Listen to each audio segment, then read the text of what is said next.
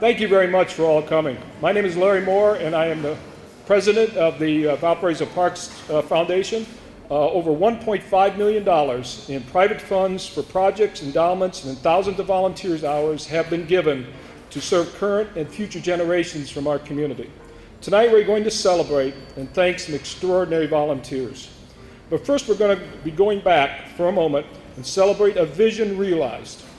It's an amazing 20 years since Fairground Parks has been put into service as a symbol of what this community is about. Something that I think we start taking for granted, on the outside of this building, there's a plaque that says on May 24th, 1990, Fairgrounds Park was officially dedicated to the citizens of Valparaiso. So we're really right on this 20-year anniversary.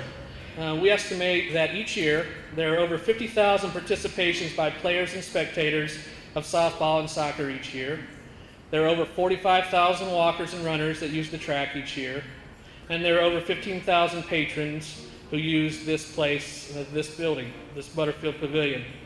So that's over 100,000 customers each year. So in 20 years, I can even figure that out, that we've served over 2 million people in this place.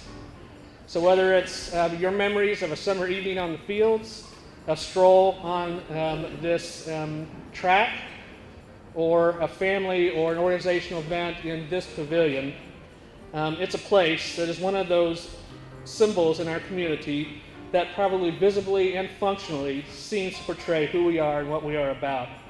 First, I want to talk about Greg Sims.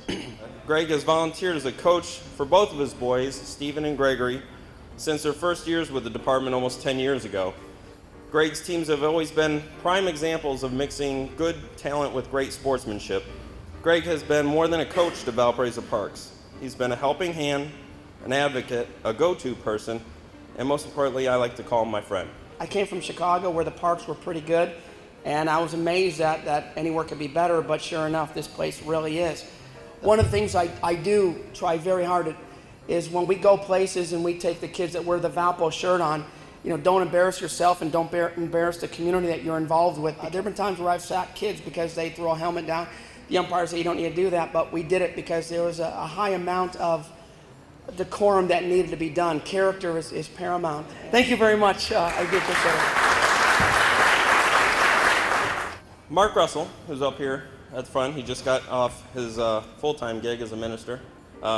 So I can honestly say I know he is definitely better than I am. He's the quintessential gentle giant, always one to lend a kind word or a hearty handshake. Mark is a true example of both fatherhood and coaching, and how, when done correctly, can be rewarding and beneficial for a lifetime.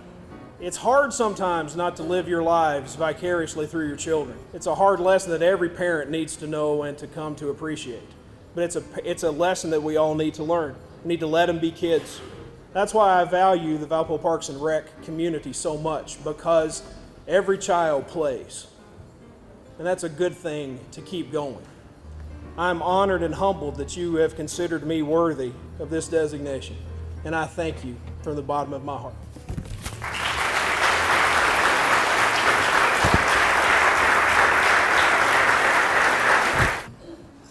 I first met Ted 14 years ago, maybe 15, there's some debate about that. He came to us as a volunteer in our greenhouses. He showed up with a lab apron and a chemist's spatula to transplant seedlings. So I knew he was serious. I do want to thank Steve for putting up with me and letting me do what I sincerely like to do. Help and watch things grow. I really think I would have been a farmer if it hadn't involved so much hard work.